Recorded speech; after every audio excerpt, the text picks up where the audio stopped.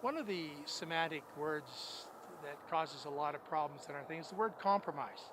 And you may have seen Sean Bevan's pin and logo for the National Firearms Association, the No Compromise, which has got to be the most brilliant meme or single point message that's ever been put out in our gun world. And I don't think he gets enough credit for it because it was brilliant. But there's a lot of pushback on that. Now, I've always said you never compromise, so I don't have any problem with that at all. And here's the reason why.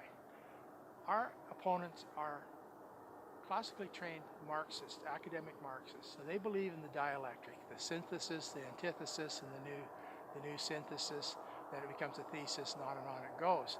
So they assume this is just going to keep working towards the end of what they're trying to do. That's their goal, and they really cannot understand any other way to do that. That's just the way they think. However, the fact of the matter is, compromise is different than the dialectic. Compromise means you take something and I take something. Maybe we're both unhappy, but we split the difference somewhere. What we have found in our life, and I'll quote another gentleman whose biography I'll give you later on in our series, MB Mac McDonald, Maurice McDonald, the late Mac McDonald from Calgary. He always used to say, being a gun owner is kind of like being a fish.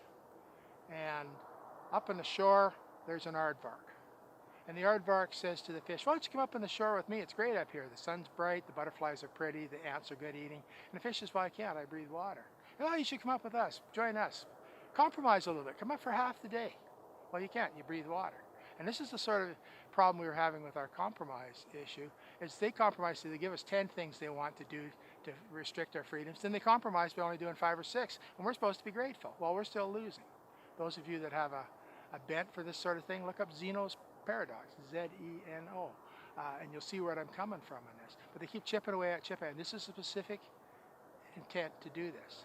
Now, in the urban myths section, we'll discuss how that turns out, because we're going to do one on the urban myths of the gun control community in Canada. These are things that I can't confirm, that I've heard, that I think you'll find interesting. But what Sean Bevans is saying, what Jim Smith's saying, what Ed Lucas is saying is, compromise means you give us something for what to trade for what we're going to take. I got a bit of a headbanger with one of these people once, and they were going on, you people never compromise. And I said, absolutely I compromise. You tell me one thing you want, and I'll tell you one thing I want. And they said, okay, you first. And I said, good, I want machine guns back legal again. Well, holy cow, you think I would have plastered them on the wall there? They started yelling at me. I go, no, now you tell me what you want. That's a compromise. I get something I want, you get something you want. And they never go that way. What compromise means to a gun banner is, we're going to steal from you, but we're not going to steal everything at once. We'll steal half what you got, then we'll steal half of that, then we'll steal half of that, until eventually there's nothing left. That's compromise. And the bottom line is, ladies and gentlemen, no compromise. Never compromise. Because we've compromised our butts off since 1963. Honest, I've been there. We have continuously compromised. And the bad thing is, none of what we have given up has done any good. The crime rate went down. I did a speech in 1978 in front of 2,200 people, and being an educated sociologist, don't tell the Prime Minister I'm a sociologist, please. I said to him, look, this is a demographic issue. As the young people move through the age cohorts and get older, the violent rates go down. Because we know who commits violent crimes. Young males are from the age of blank, when they're juveniles, through 18 to about 29 or 30, and then it really tapers off. So as our population ages more, of course violence is going to go down. That's just the way it is. And violence is violence, whether it's done with guns, knives, baseball bats, fists. Yeah, good point. Joe just gave me the fist here. Absolutely.